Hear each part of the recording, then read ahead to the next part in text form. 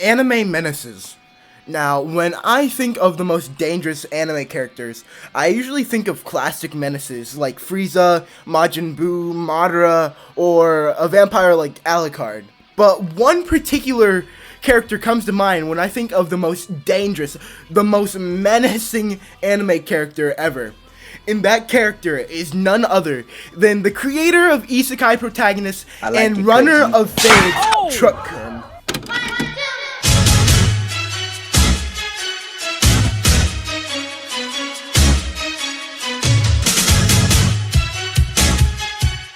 So, before we can actually start talking about the lore, I think we should start with what exactly is Truck-kun. Now, most people would have you believe that Truck-kun is just an anime trope that manga and light novel authors use to start their isekai stories, and I guess you'd be right. But what if I told you it goes so much deeper than that? Now, to fully understand, we need to go back to the beginning. Truck-kun is obviously not a new phenomenon. The character known as Truck-kun has been around since the beginning of anime. And probably one of the earliest sightings of Truck-kun was actually in what most people consider the first anime, Astro Boy. On the main character's 9th birthday, the main character, Tobio Tenma, collided with a speeding vehicle, that vehicle being a truck, that truck of course being Truck-kun. Now, Truck-kun has been around for a long time, so that leads me to believe that Truck-kun is some sort of immortal deity. When I think of interdimensional beings in anime, or at least in this context, I think of someone like Zoro. You know, Zoro, he's kind of a goof, he's kind of silly, you know, just wandering across anime universes, not even knowing where he's going. He's just kind of lost. He doesn't do it on purpose, but Truck-kun is different. Truck-kun is sentient. Well, not saying Zoro isn't sentient, but Truck-kun does it on purpose. Truck-kun wanders across the multiverses, looking for the next person he can make into an isekai protagonist. Now, here's a couple theories that I have of what Truck-kun could be. Now, Truck-kun could just be one interdimensional being that can shapeshift at will, choosing its victims one by one, explaining why there's so many different types of variations of Truck-kun, like the train you might see in Tokyo Revengers, or the tractor that literally just scared the guy from Konosuba. Oh my god, I'm so sorry, I can't remember the name. Or, you know, the classic Japanese truck that you see going around making isekai protagonists all the time. But my other theory is that Truck-kun is a deity that has a whole army of vehicles that do his bidding.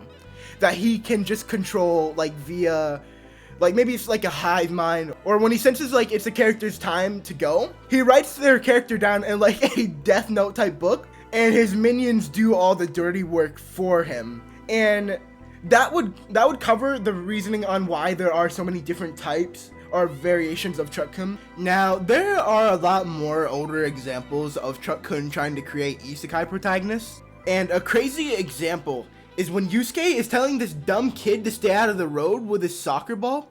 Football for all of you non-freedom lovers. And the kid just runs out into the street anyway, trying to get his soccer ball. And Yusuke runs to save him. And this time, Truck-kun runs his fade. Now, Truck-kun didn't make Yusuke go into another realm by hitting him, but instead technically gave him his powers, which started the story. As we can see, Truck-kun is in his car form. Or if you like Theory 2 better, just sent one of his car minions to do his bidding. And I think this is so Truck-kun doesn't arouse suspicion. Because if there was just reports of the same trucks in Japan, like the exact identical truck going around killing people every day, it might make people like start to look into it, maybe. But even after all of that, it's not over for Yusuke. After Truck-kun failed his job, it seems Truck-kun was infuriated and determined that Yusuke didn't get isekai'd, so Truck-kun takes matters into his own hands. Now, Yusuke is just trying to hitch a ride on the side of the highway, which, I mean, is kind of dangerous either way. But Truck-kun isn't having any of it, and just starts chasing down Yusuke. And look at this, there's not even a driver! Now, Truck-kun also kind of low-key disrespected Mr. Beast here, literally destroying all the trees that stood in his way trying to kill Yusuke.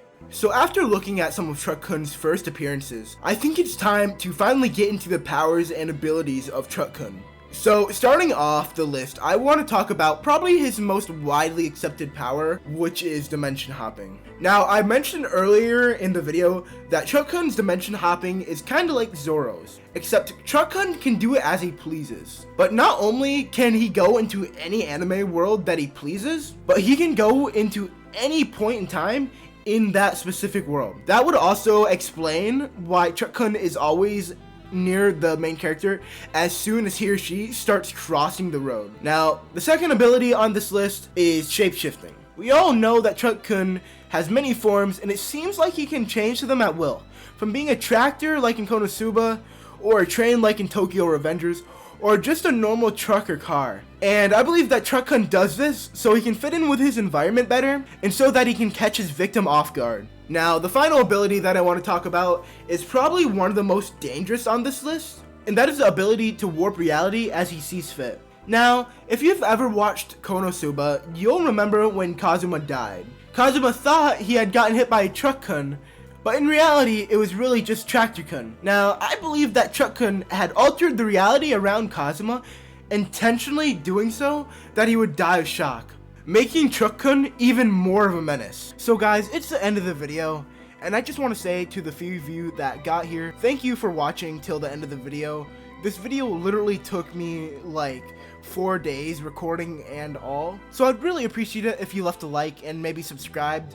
And with that being said, I look forward to seeing you guys in the next video I make. See ya!